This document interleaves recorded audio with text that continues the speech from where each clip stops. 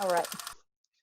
Hello, I'm Haley Wurst with Klamath Film, and you just watched Happenstance, The Funeral, a charming short film from our Northern Shorts category of this year's Klamath Independent Film Festival.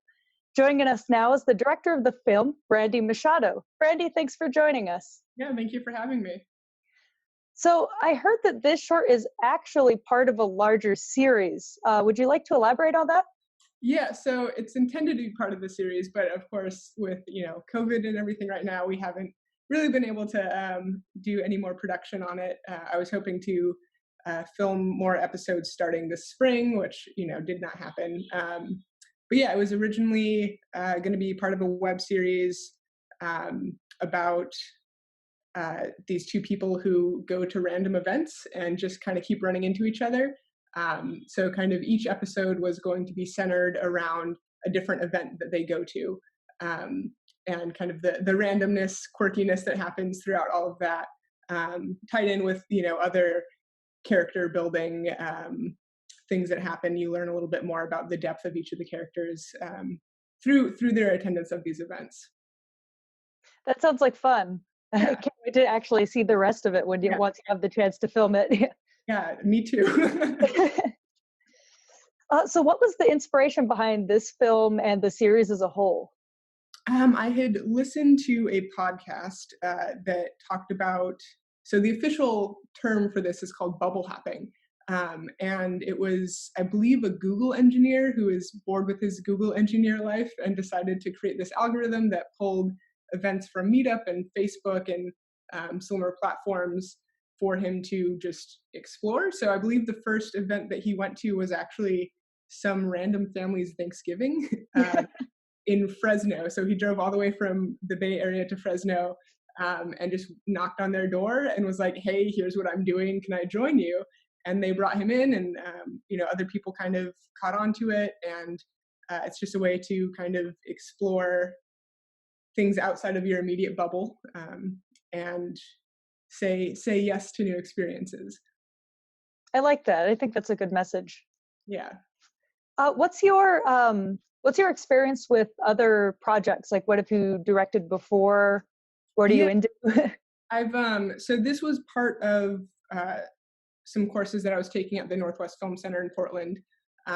This was kind of the final class of their certificate program. I had started this concept in another class on web series writing, and I had, prior to this, not thought about writing at all. I was kind of leaning towards documentaries, and I had made a couple short documentaries for earlier classes as part of that program, and took a writing class to kind of get out of my comfort zone, and ended up coming up with this idea and just rolling with it, and had a lot of fun.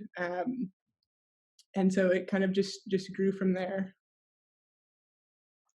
Where was this filmed, actually? So it was filmed in Portland, Oregon, at a place called Tabor Space, which is a church, but also kind of a public event space. And again, just stumbled upon it. I feel like the Happenstance is the title, but also has a lot to do with how it started.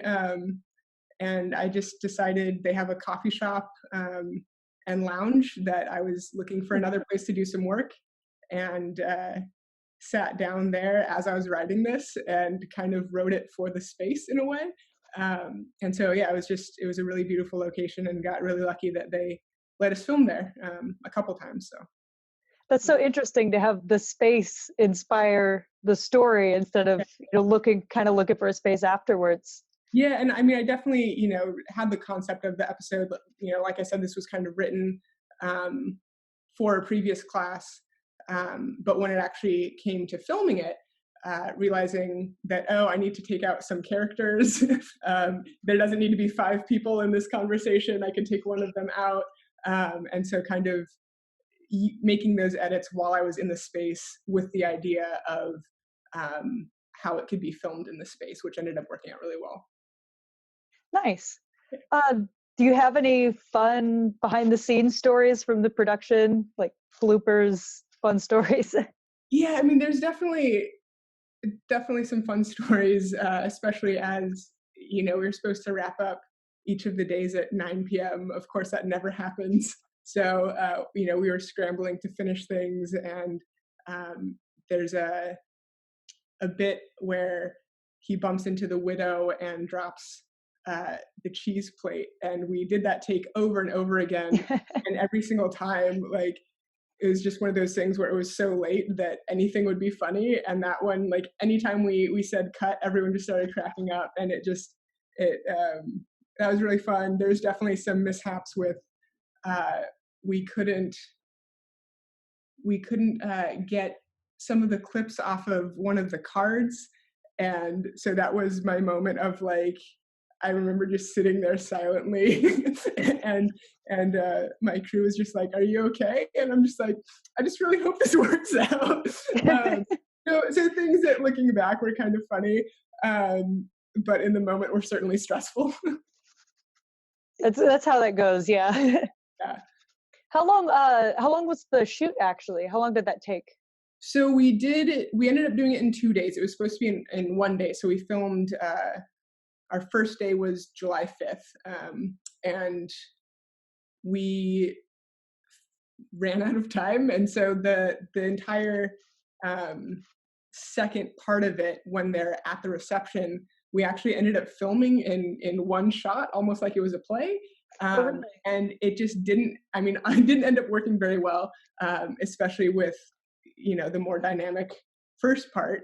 And so I had been talking with somebody who was kind of working as a consulting producer, and she was just like, "You need to refilm this." And I was like, "But that's a whole other day. Like, that's renting more gear. That's bringing, 30 people back to help out with this." And she's just like, "You'd be surprised that, people want to keep doing this and helping you out." And so I ended up doing a second shoot day in September. So there was a fair amount of time in between the shoots, and spent the entire time just filming that second half of it. And it made it so much better. Obviously, it would have been nice if we could do it all in one day, but that's not realistic. So I'm really glad that we went back and shot the second part another day, because it was definitely worth it.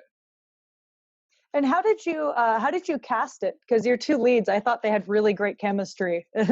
Yeah. So Jack, who was one of the main characters, he had actually come to the web series class to read.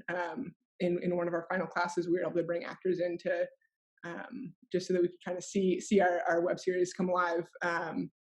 And just, yeah, from the first time he read for it, it just clicked. And it was another one of those things where, as I was then writing my edits for that episode and thinking about future episodes, I was writing with him in mind. And so I was kind of hoping that he'd be able and willing to do it. And I had auditioned a few more actors, but it was kind of always supposed to be him. So that worked out well. And then Kaya, who plays Luna, I had put out a casting call on various film pages on Facebook, and she, again, I didn't have as much of an idea of who Luna would be, and then saw her read for it, and I'm like, oh, she's perfect. And she's actually a filmmaker as well, and primarily behind the camera, so she kind of also understood the process of all of it, which was appreciated when I'm asking somebody to keep doing lines that she kind of knows, like, yeah, this is what happens. Yeah, that's neat. And it's always just so, like, I've had that happen too with writing. You have someone read for it and you just have that person in your head. Yeah. They kind of become the character and vice versa. Yeah, and I mean, some of the other actors that auditioned, I'm sure would have done fine, but it's always amazing when the person you had in your mind ends up being able to do it. Oh, how many episodes do you imagine this whole, like, do you imagine it as a one season, one story arc thing, or is it like a multiple season series, or? Yeah, so it was kind of, let's make the first season and see where it goes from there. With the first season, I kind of had a bunch of little 2-minute episodes that I ended up taking actually another web series class to kind of really suss it out more. And the instructor for that course was just like, no, like, these need to be longer because it's such a great idea. I'm like, oh, thank you. But like, I want to see more. People are going to watch this 2-minute episode and be like, wait, but that's it.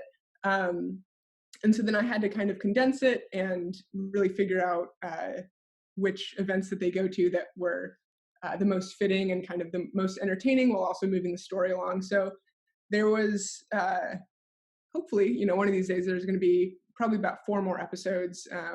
I have 2 more basically completely written. Obviously, there's going to be edits along the way, and then concepts for 2 more that, just need to be kind of built out a little bit more. And then if I can make it through those, we'll kind of see about a second season. But there's obviously a lot of logistics and funding and things like that that need to be figured out first. So. Yeah, you mentioned before that COVID and everything kind of messed up your shooting schedule. How did that all happen and affect you?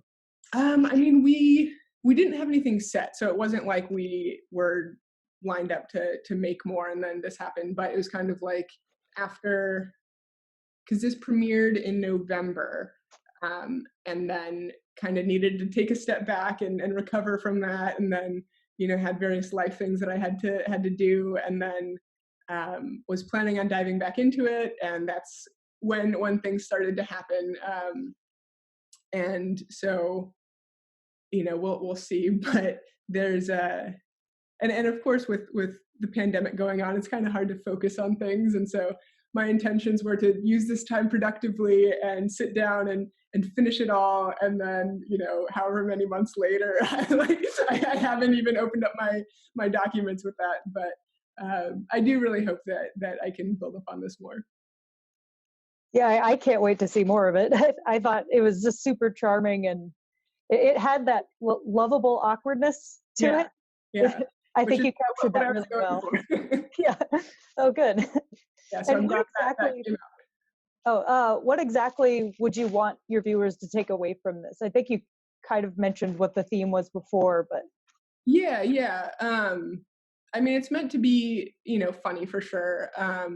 In the story arc, you kind of learn a little bit more about both of the characters. So the backstories are that that Luna kind of has some mental health issues that she's dealing with, and this kind of helps her deal with that. And then he just got out of a breakup that kind of rocked his world, and so he's looking for other things. And so you kind of learn a little bit more about their stories, and it becomes this unlikely friendship. And one thing that was really important to me was a lot of films that have male and female as their main character. It's like, oh, are they going to end up together?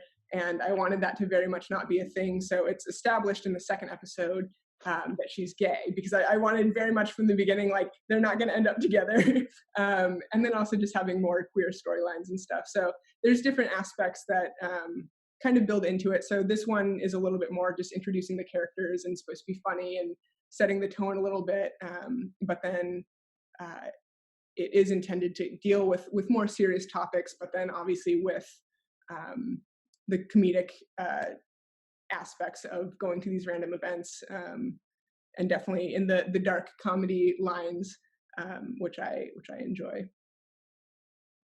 That's fantastic. I love that idea of there's just not enough male and female friendships in film. It always has to turn into a romance.